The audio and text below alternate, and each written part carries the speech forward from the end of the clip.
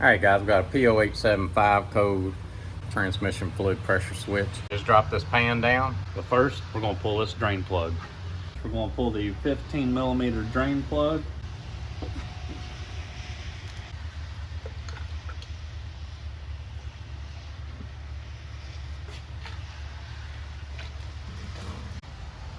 Okay, the pan's about drained out.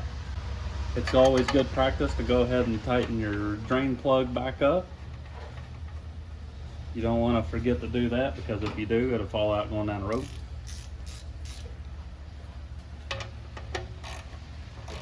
Now that we have the fluid drained out of the pan, we're going to remove the 12 13mm bolts going around the transmission pan. Guys, when you pull this drain plug off the bottom of the transmission pan, mine dumped out maybe about 9 quarts, so you want to make sure that you have a pan big enough to hold that 9 quarts.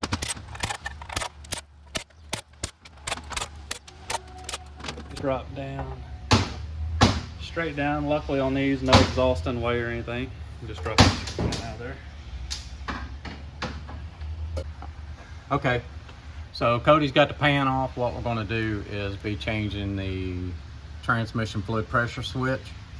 You have got these bolts right here is what you're going to be removing.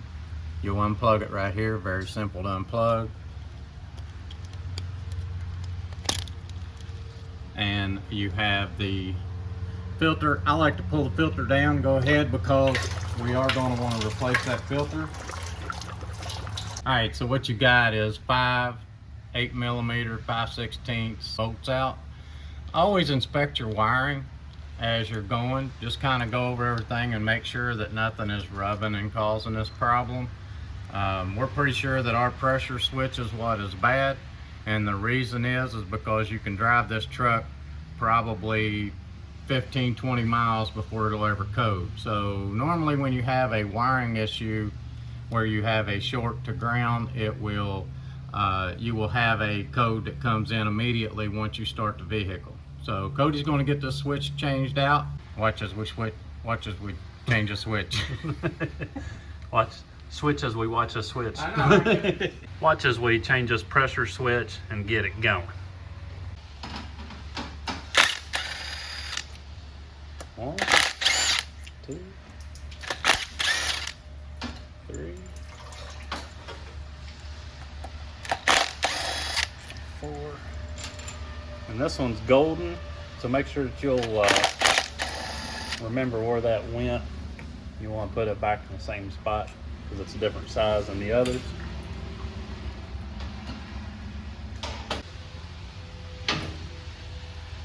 You have to loosen up this tube so that we can get that switch out there.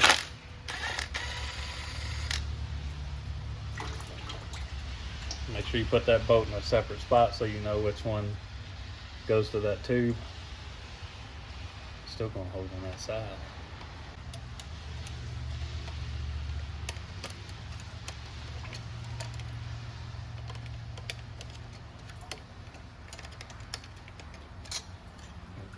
I always like to inspect the part I'm taking off, just to see if I can see anything that might have been causing an issue, especially in a situation like this where it took 15 to 20 miles before it would code anything.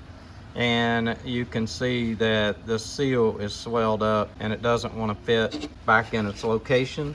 So I'm not for sure if that was the issue, if that pulled out was stuck when we dropped it down, but the O-ring is stretched.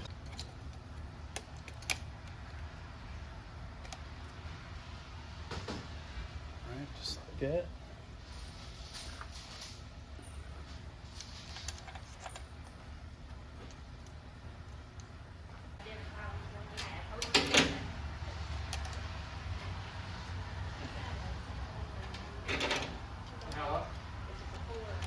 Yeah.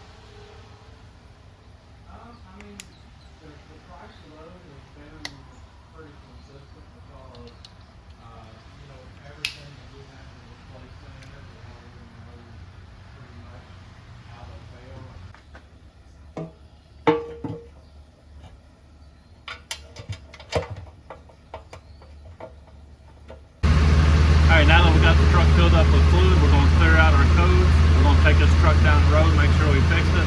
Thanks for watching. This is Cool Man's